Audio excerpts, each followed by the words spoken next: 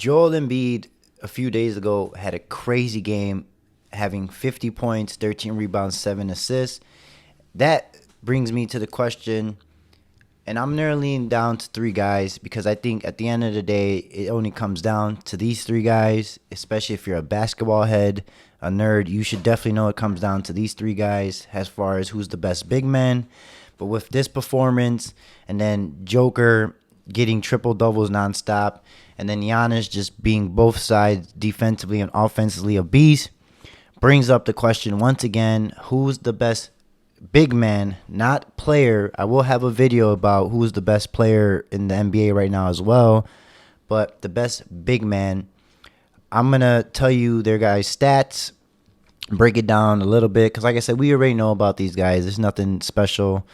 But with these performances each day coming from the difference of them, I wonder how close are they really from or apart from each other, and who's the best big man. So let's find out right now. Before though, please like and subscribe. Thank you guys for checking out my videos. Once again, it does mean a lot. Let's get right to it and let's break it down who my big man is, or I should say the best big man in the NBA is right now. So Joel Embiid, we'll start with him. He missed a couple games before having his 50-point game. If you guys look right here, what he's averaging, it might be different depending when you see the video, but he's pretty much averaging 33 points, almost 12 rebounds, and like I had to look, I forgot the assists, 6 to 7 assists. Incredible. Another MVP year coming from Joel Embiid. Expect nothing more than greatness from him, especially now that when James Harden is gone and now Maxi's the second option, it's just giving him more freedom, especially under Nick Nurse. Because what a lot of people don't know about Nick Nurse when it comes to Joel Embiid, when with the Raptors we're playing Philly, he knew Joel Embiid's weaknesses. That's why now that Nick Nurse is with the Raptors,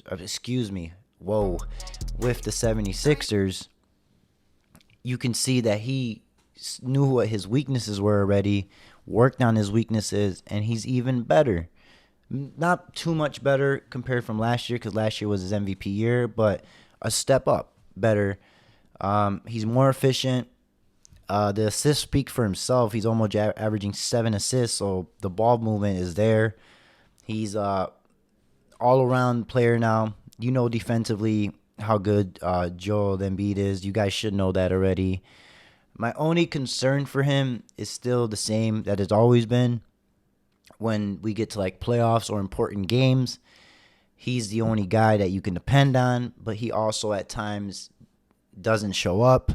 I don't want to say it like that. I would say it more like defenses are more on him, and he's more of the vocal point when it comes to very important games. That's why you can see him in big games, playoff games, have bad shooting nights. And his fatigue does a little bit sometimes play a factor, especially around the third and the fourth. Other than that, there really is no weaknesses. Like I just said, Nick Nurse has helped him with that.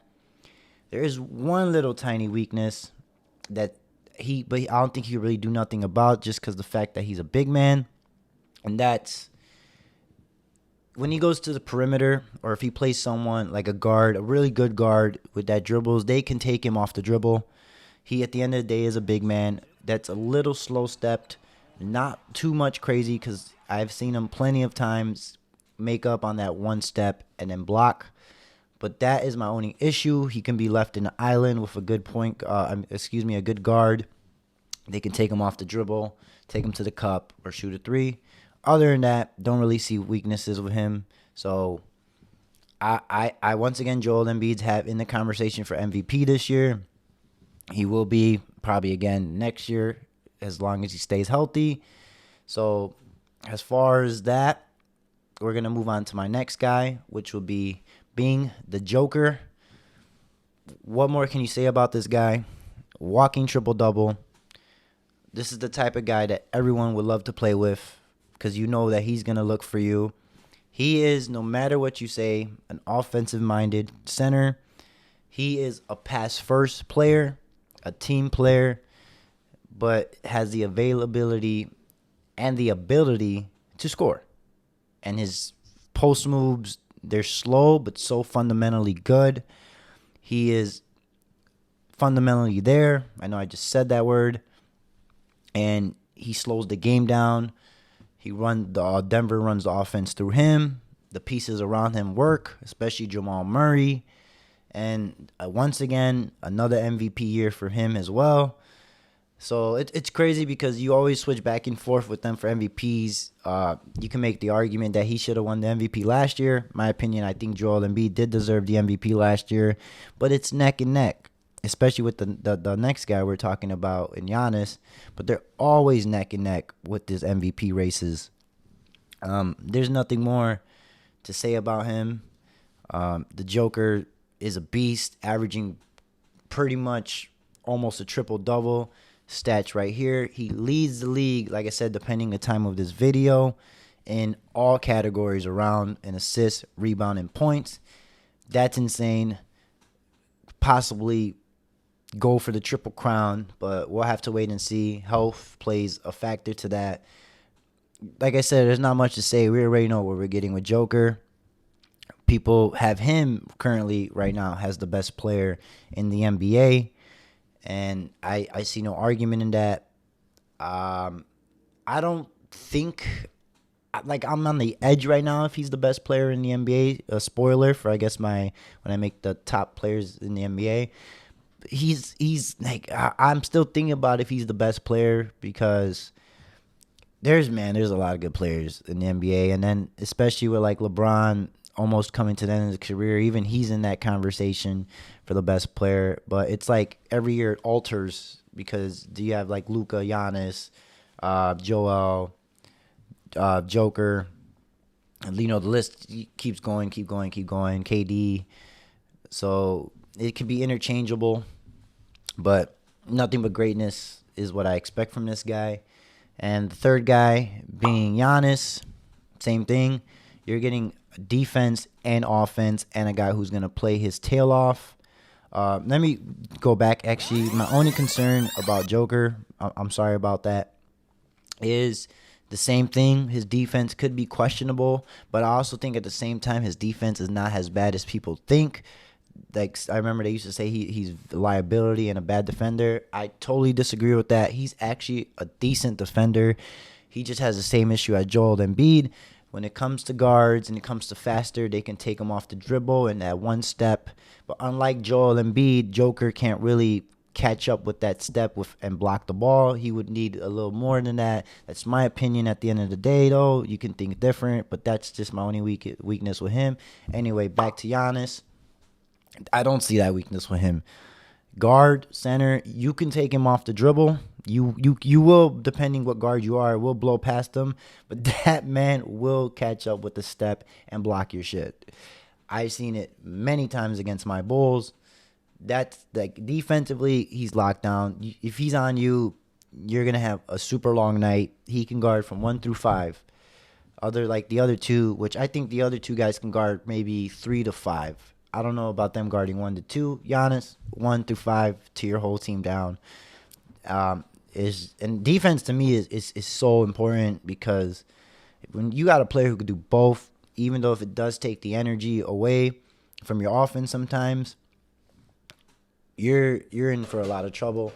Giannis, again, look at stats here, having another crazy year.